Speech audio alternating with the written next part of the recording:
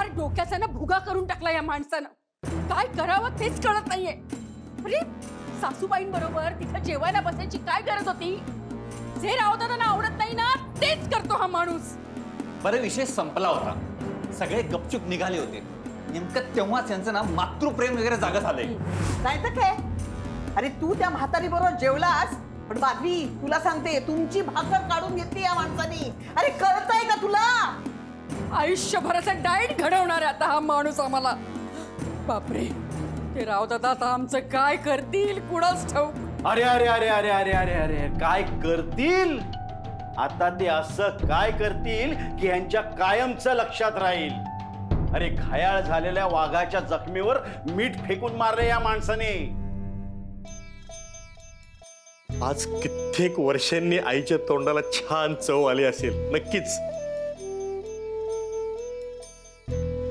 आयुष्यात पहिल्यांदाच तिनं आज मातृत्वाचा आनंद अनुभवला असेल.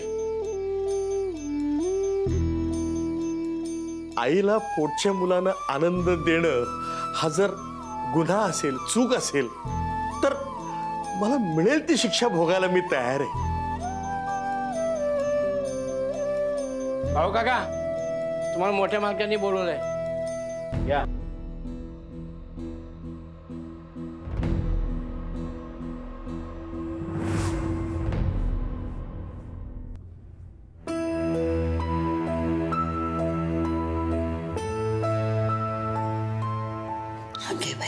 सारंग, मुक्ता, जा जेवून घ्या. जा पोरांनो, जेवून घ्या. अहो नाही, आम्ही नंतर जेवितो. अजून बऱ्याच लोकांचं जेवण राहिलंय ना. ते काही नैवेद्याचे देव नाही आहेत त्यांच्यासाठी थांबायला. आणि तुम्हाला काय वाटतं थांबले असेल ते तुमच्यासाठी जेवायला? जेवायला बसले पण असतील. जा जा सारंग, देते माझ्या. जा, आहे मी इथे. जा जा.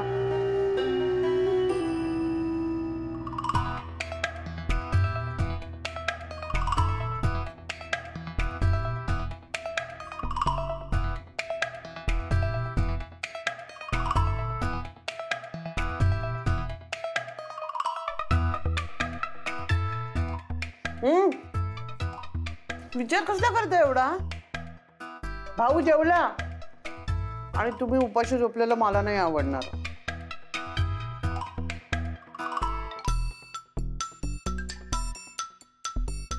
बरं झालं बाई, सगळे जेवायला बसले. मला तर लई टेन्शनच आलं होतं.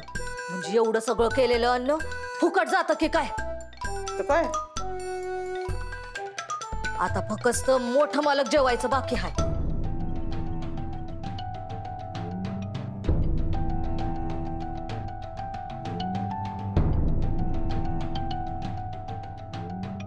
वा, छान. तिकडे दादा जेवणार नाही म्हणाले म्हणून आम्ही पण जेवणार नाही एवढं फक्त त्यांच्यासमोर दाखवलं. आणि इथे मागे आपण खातोय निवांत. नाही नाही, मला पण गिळवत नाही. हा, कोणीतरी ते म्हटलंय ना, घोड़ा घास से दोस्ती करेगा तो खाएगा क्या, उपाशी रह जाएगा, मर जाएगा ना. हा, म्हणून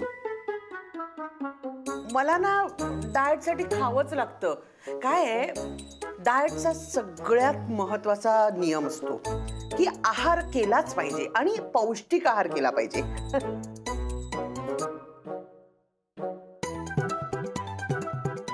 रावदादा तिथे यांचं काय करत असतील कुणाच ठाऊक.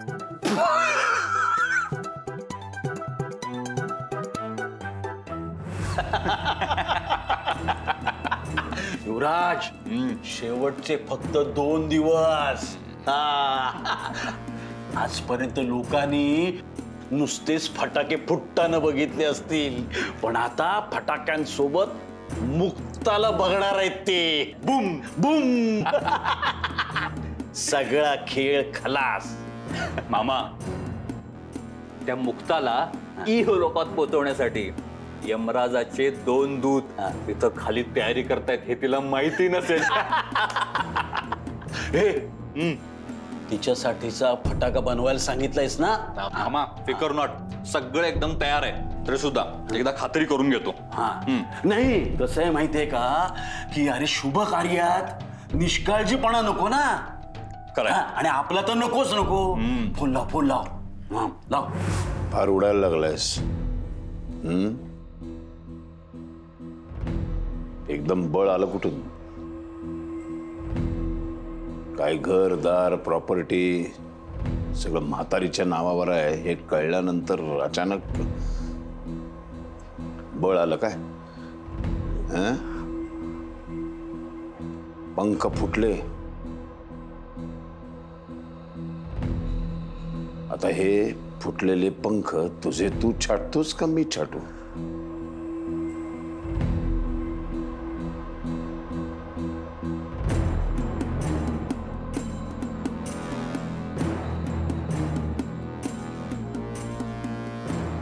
इतिहास विसरायचा नाही.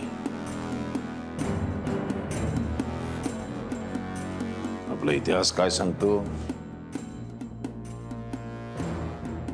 जे जे माझ्या विरोधात जातात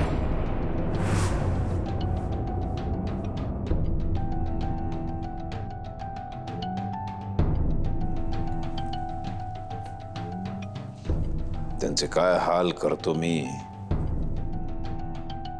माहिती आहे ना.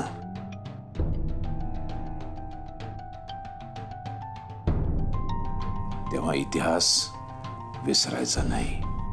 मला आपलं वाटायचं तमासगिरणीचा मुलगा आहे. आता तमासगिरणीच्या पोटी जन्म घेतला त्यात ह्याचा काय दोष बिचाऱ्याचा. म्हणून कधी अंतर दिलं नाही रे. शेवटी नासक रक्त ते नासकच निघाला. दादा मला माफ कर. असं नाही, 4 वाक्यात बोलायचं. पहिलं, दादा मला माफ करा. दुसरं, मी पुन्हा असं वागणार नाही. तिसरं, मी तुमच्या विरोधात जाणार नाही. आणि चौथं, मी जे काही केलं तो माझा गाढवपणा होता, मूर्खपणा होता. बोल.